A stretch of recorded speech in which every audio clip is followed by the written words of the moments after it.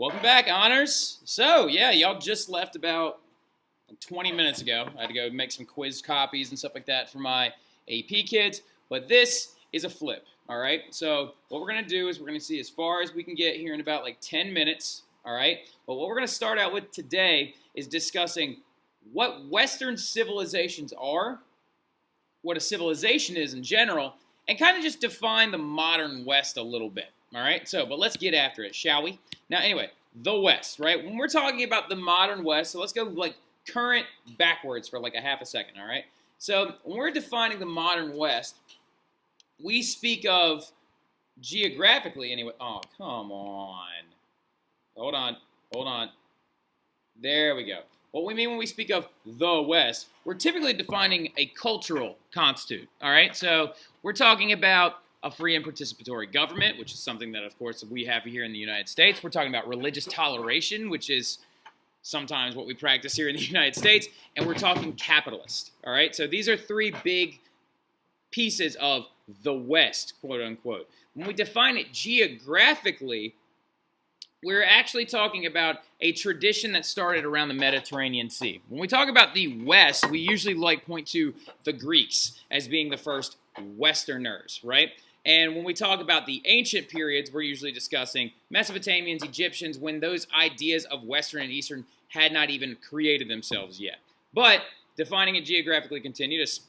We spent centuries as Europeans developing ideal ideas about the West, and then what's going to happen is migratory and economic patterns are going to take the ideas of the West and spread them all over the other side of the hemisphere, especially when they go into North and South America. All right? I'm actually reading a very good book about this entire process right now. It's called Guns, Germs, and Steel. For any of the parents that are currently watching this, I highly recommend it. Jared Diamond is a very eloquent guy. Anyway, now, so continuing on what the West is, though, the ultimate irony about all this stuff is that the West is kind of a controversial topic, right? Because granted, we had presence of slavery as well as freedom. Women historically have had fewer rights, and also the giant wealth poverty gaps, all right? What we're talking about here, these three bullet points, contradict the ideas culturally that we give the West usually in totality, right? So, however it's controversial, don't write this. The definition also is a huge paradox. However, we still use it in the historical community. Western civilizations began in what is now Iraq, technically, when we're talking about Mesopotamia. And today, Japan is considered a far eastern culture location-wise. However, it is a Western-style economy. All right, so, and also during the Cold War, Turkey was considered Western, while Libya, which is actually to the west of Turkey, is considered Eastern. So as you can tell, it's not a cookie-cutter term, all right? It's not just like, all right, the West is here, and it stops here, it has borders, okay? No, the West is a cultural idea, all right?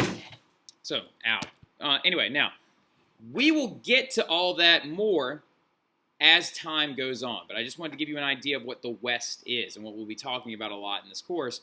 But what we need to start with first is just civilizations in general, all right?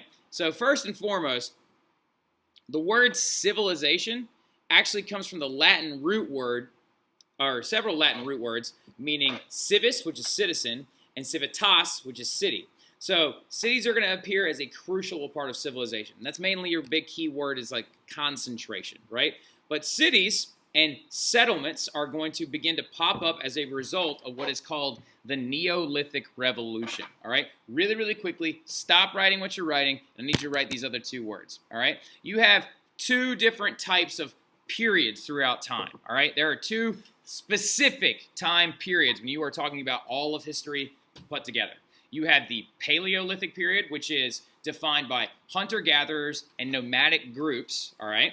Even though, ironically enough, in the Neolithic era, we still have Paleolithic people. We're not going to get into that right now. But Paleolithic actually means Old Stone Age. When we're talking about the Paleolithic, we're usually talking about the time before written records and before industrialized agriculture, all right? But anyway, and then the Neolithic Revolution is going to happen, which you can then, so you have two time periods. You have the Paleolithic, and then you have Neolithic, right? Neolithic meaning new Stone Age, all right? So the Neolithic Revolution, that transition or turning point between the two of them, actually occurred about 9,000 to 10,000 years ago in Mesopotamia and Egypt, all right? This revolution is actually the development of farming, the domestication of animals, and the creation of this thing called a surplus, all right? So what you need to do really quick is you need to write down the word surplus, and you need to start it. You should be writing a lot of this stuff down. But anyway, surplus is an excess of material that is used for survival. So farmers began to grow so much that they provided for themselves as well as others, right? So surpluses are necessary for a civilization, though, because without them, you actually cannot begin to grow your economy, right? So we'll talk about economic things like that and artisanry and stuff like that that goes along with it a little bit tomorrow. But civilizations come around from extracting food from arid regions surrounding river valleys. And the thing about it is, to create this surplus and to create civilizations, the biggest and most important thing you need is cohesion, all right, and cooperation. You need groups of people that are willing to work together to actually create this, community aspect, almost communistic aspect of sharing and being able to use different goods and also exchange them for different services, right? So this is then going to lead to this thing called labor specialization, because not everyone is going to be farming. If everyone is farming and creating surpluses on their own, we will have immense amounts of surplus that are going to go bad due to the fact that if everyone has a farm and if everyone is farming, then they should be making their own food and not creating surpluses for other people, all right? So once you have these surpluses being created, you have labor specialization that arises up, and that's your advancement of the economy. Labor specialization is things like artisans, right? Blacksmiths, carters, you don't even know what that is. Like different ideas of specializing in different phylums of the economy to provide services for one another, right? And this is all before the invention of money. Now, this is going to also, though, lead to social stratification and organized government. Now, here's the ultimate irony, too. In turn, complex religions are going to rise as a contrapposto to those governments as well. And here's the craziest part. We know that people began to believe in religion originally when they started burying their dead. But we don't know for sure what came first, religion or government, all right? We have no idea, because government could be something as simple as a tribal leader, and religion could be something as simple as knowing that there's an afterlife. So we have no idea which one of them came first. But we do know that things that go together as a civilization are social stratification, organized governments, religions, all right? All aspects of a civilization.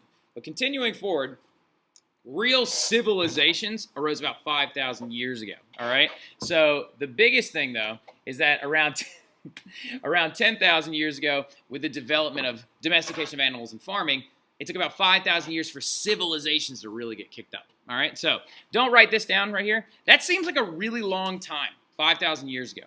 But here's the ultimate irony, is that the Earth is 4 billion years old, all right? Homo sapiens sapiens, which is what you are and which is what I am when you actually look at the specific species subset, all right? A lot of people are like, I thought I was just the Homo sapien. No, you're actually a Homo sapiens sapien, okay? So don't even get me started. Now, anyway, but Homo sapiens sapiens are around 40,000 years old. And that's it, all right? So their ancestors are about 100,000 years old. Humans in general can be traced back to Africa as being the continent of which we came out of 1 million years ago. But you're talking about 4 billion years to 1 million years. To give you a visual representation, if you were to look at history like a football field from 100-yard or 1-yard line to 1-yard line, 100 yards long, the amount of time that humans have existed on this planet in history only represents the last blade of grass before the end zone. That's how small of an amount of time we've actually been here. Now, don't write this, but this course is mostly about our story and the story of like the early civilizations and the gifts that they endowed upon us and pushing forward, right? So the very first humans, though, are known as hominids, all right? Hominid is man. All right, hominid is man. They are going to end up spreading all over the world through migration as well as different economic patterns, all right? Don't write that down, but you have an entire other list of people that are like came before us. Australopithecus, who is actually the said simple stone tools and limited to Africa. Homo erectus, the first one to stand upright, right? Homo sapiens, as in being wise human beings, but there's also several other types of us as well. Neanderthals, Homo sapien adultu, Homo sapien sapien, right? So you don't need to write that down, but there has been a long train of these different groups. Here's the last couple. I think it's the last thing you need to write down. Yeah, anyway, this is the last thing you need to write down. The 6 characteristics of a civilization, okay? 6 characteristics of a civilization include the following. These are very important. Star this section of your notes. But it's concentration, which is people living in very large groups. All right, so a distinct religious structure, which we have talked about a little bit beforehand already. Political and military structures, which includes possibly professionalized armies or a bureaucracy of a certain sense, which is actually a stratified government. We'll talk about bureaucratic systems when we get to Egypt because they were the first ones to do it really well. Social class systems, writing or record keeping, and recorded history, of course, is going to begin with civilizations. We'll talk about writing and record keeping a little bit tomorrow. And then also artistic and intellectual activity. Okay? But that's it. That's a flip. And tomorrow we will get into Mesopotamia, start talking about those guys a little bit. But I look forward to seeing y'all then. So make sure you jotted notes down on this. I will check those notes tomorrow. Have a great evening. Honors. See y'all tomorrow.